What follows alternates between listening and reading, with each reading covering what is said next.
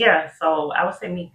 I started during the pandemic, and only one of us would remain silent out of shame, out of fear. It's really interesting because I'm an introvert.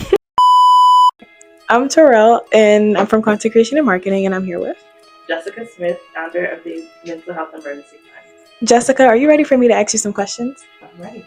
So, on your website, you have the following listed. Only 1 in 3 Black adults seek help when they need it. What does this excerpt mean to you today? That means to me that, let's say there's 3 people in this room, right? Only one of us, if we are actually going through something challenging, a mental health concern, a crisis, only one of us would actually take the steps to set up a therapy appointment with somebody and go through the whole process of actually getting the help that they need. The other 2 people would remain silent out of shame, out of fear, and it could also be out of stigma and also potentially just not having the financial resources. Strong nonprofits have a backbone. What is yours and why? I would definitely say my backbone is my team, and that includes my volunteer team and also my board of directors. So every nonprofit has a board of directors in order to keep in existence, basically. And so I have a long-term friend who's on the board. My mother is actually the treasurer of the board, and then a professor who's also a licensed clinical social worker who's on my therapy director. He is on the board of directors as well. And so they've just helped me through the journey, honestly. And going off of just expanding your business, how did you network? Yes. So it's really interesting because I'm an introvert. And so introverts are known as not wanting to work the room, talk to people and things like that. And so luckily, as we were talking offline, I started during the pandemic, and so everything was virtual. So a lot of my networking has been virtual. It's been through online social media, it's been through writing newsletters, but it's also been through being a part of different fellowship programs and winning different grants that have opened me to other people in this Baltimore business space. I also had a co-working space in Tech Hub, which is down the street, and I was able to network with some people there and get on their newsletter and things like that. So really just as I've gone on, just kind of being introduced to the right people at the right time. Now going off the right people in the right time, now give me some insight on how Dent changed your perception on the youth. So last year I was a coach in the Denternship class, and this was my first time being a coach. And I really just enjoyed working with youth. In terms of changing my perspective, it's not like I had a bad perspective of youth. I definitely wanted to apply to the role and work with youth. I just think it showed me how much you all learn within a 5-week time span, because y'all don't have that much time to put these projects together and to pitch in front of all these people. Y'all don't have a lot of time, and so I think it showed me how committed you all are and how determined you all are. And you're still yourself. You're still silly. You'll still have fun. You'll still crack on each other. But I think it just showed me that when it comes down to the wire, y'all will present. And going off of that, what motivated you? What or who motivated you? And why? So I would say me.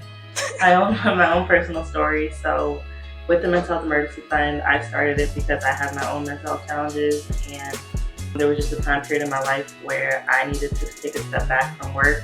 I got burnt out, I moved back home with family, and that's when I really started going to therapy and doing a lot of different coping mechanisms. And so I was already, the job that I got burnt out from was a business coaching job, so I already knew how to start a business. I just never did. And so I was in the pandemic, I was in the job, and then a number of us got let go. And so I was like, well, I got let go from this job. I know how to start a business. Let me start. And so I decided to basically start a resource for people like me who needed that financial support to get that mental health support. As a mental health advocate, how do you aid someone who needs help but they don't recognize that they need help? That's a really good question. I think the first thing to do would be to make sure that the person is doing it because they want to. Self-agency, we believe in self-determination. As a social worker, I'm becoming a social worker in school right now.